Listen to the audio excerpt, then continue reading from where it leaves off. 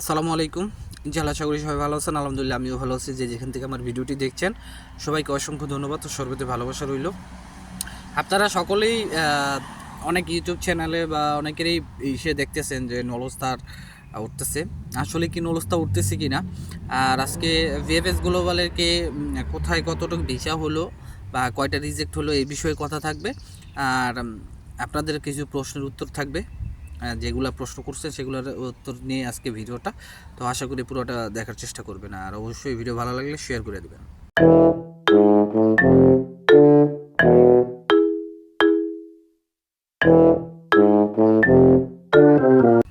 তো সব কিছুর জন্য আলহামদুলিল্লাহ। প্রথমে আমি যে কথা বলতে চাই, আমি ভিডিও বেশি বড় করব না। আপনারা অনেকেই নলস্তার আপডেট পেতেছেন, তো আমারও অনেকেই জিজ্ঞেস করতেছেন যে ভাই নলস্তা কি সত্যি উঠতেছে কিনা।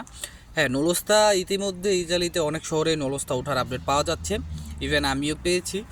আর যদি আপনার সেগুলা যদি বলতে যাই, তাহলে বেশিরভাগই আপনার যেসব অঞ্চলে একটু কৃষি সেক্টর আছে সেই অঞ্চলগুলোতে আপনার নলস্তার আপডেট একটু বেশি পাওয়া যাচ্ছে।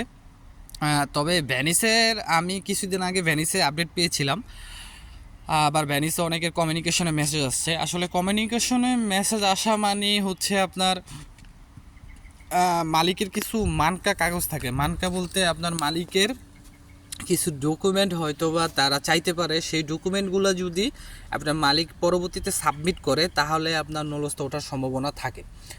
আর কোন শহরগুলোতে বেশি উঠতেছে, আমি যেরকম দেখলাম বাড়ি শহরের আপডেট পাইছি। তারপর এরকম মানে বাড়ি শহরের আশেপাশে এরকম যে শহরগুলোতে আপনার মানে কৃষিমূলক কাজ বেশিরভাগই কিন্তু সিজনাল নলস্তাটা বেশি উঠতেছে, স্পন্সারও উঠতেছে এর পাশাপাশি।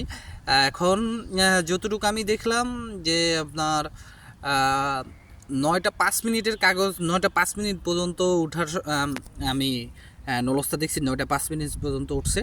আর যাদের কমিউনিকেশনে মেসেজ আসছে, যেরকম ধরেন আমার 2টা কাগজের কমিউনিকেশনে মেসেজ আসছে, সেগুলো জমা ছিল প্রায় 9টা 5-6-এর মধ্যেই। তো আলহামদুলিল্লাহ কমিউনিকেশনের মেসেজ আরও অনেক আগে আসছে, বাট এখন তো এই নলস্তার কোনো আপনার খবর হয় নাই কা। তো নলস্তার খবর হইলে আমি আপনাদের কাছে আপডেটটা দিতে পারবো। আর ভিএফএস গ্লোবাল আমি যতটুকু আজকে দেখলাম সিলেটেই অনেকগুলো রিজেক্ট হয়েছে। তবে আমি যতটুকু দেখতেছি যে 2024 সালে যারা আপনার জমা দিছে তাদের মধ্যে অনেকেরই প্রায় ফাইলগুলি রিজেক্ট হচ্ছে। কেননা আপনারা জানেন 2024 সালে যে ডিসেম্বরে যে নলস্তাগুলি উঠছে, ইভেন আপনার মার্চ মাসে যারা আবেদন করে নলস্তা পাইছেন অনেকেরই তখন কিন্তু নলস্তা রেবোকারে করা হয়েছে। তো এই ঘটনাগুলি অনেকে জানে না, আর অনেকে এটাকে মনে করেন যে তেরকমভাবে ইম্পর্ট্যান্টও দেয় নাই যে নলস্তা ওঠা মানি ভিসা হয়ে যাবে বা এটা রিয়েল। এটা এক সময় ছিল, এখন এরকমটা ইতালিতে খুব কম। কারণ এখন আপনি যাদের নলস্তা উঠছে আপনার শিওর হইতে পারবেন না যে আপনার নলস্তাটা কতটুকু মানে ভিসা দেওয়ার ক্ষেত্রে কত পার্সেন্টেজ আপনার থাকতে পারবে। যেমন দেখেন এই যে এখানে আপনারা দেখতেছেন যে 2024 সালে যারা জমা দিচ্ছে অধিকাংশই সবাই রিজেক্ট করা হইতেছে।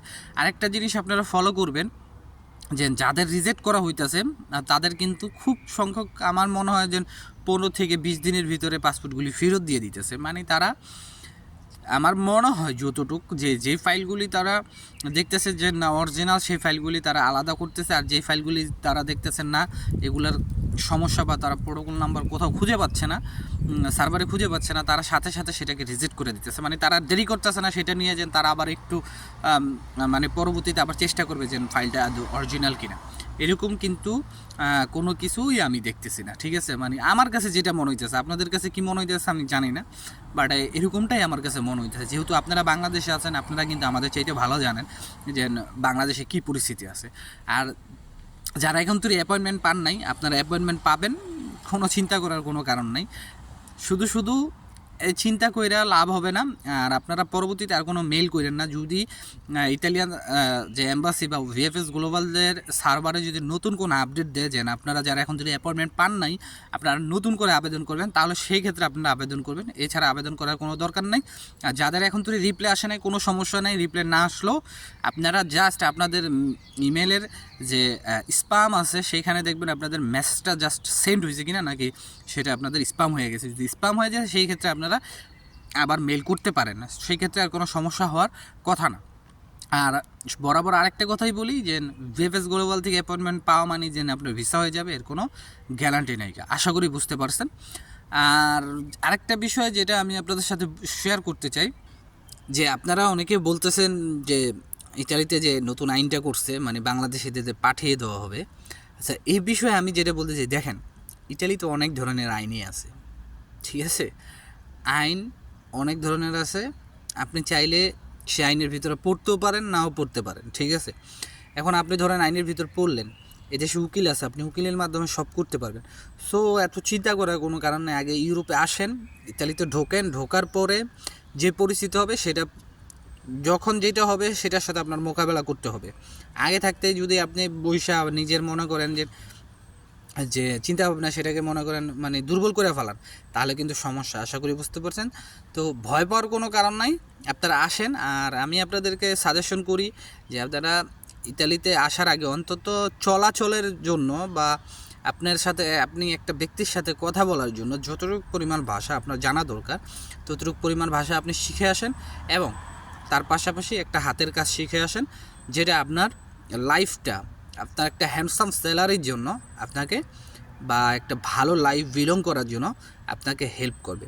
আশা করি বুঝতে পারছেন। কারণ একটা সময় আপনি যখন এই দেশে আসবেন, আপনার যদি রিলেটিভ না থাকে বা কোনো পরিচিত কেউ না থাকে, আপনার জন্য কাজ পেতে অনেক টাফ হয়ে যাবে। আশা করি বুঝতে পারছেন। তো আজকের মতো এখানেই। সবাই ভালো থাকবেন, সুস্থ থাকবেন। অবশ্যই ভিডিওটি শেয়ার করবেন ভালো লাগলে। সবার জন্য মন থেকে দোয়া রইল, সবাই আমার জন্য দোয়া করবেন। আসসালামু আলাইকুম, আল্লাহ হাফেজ।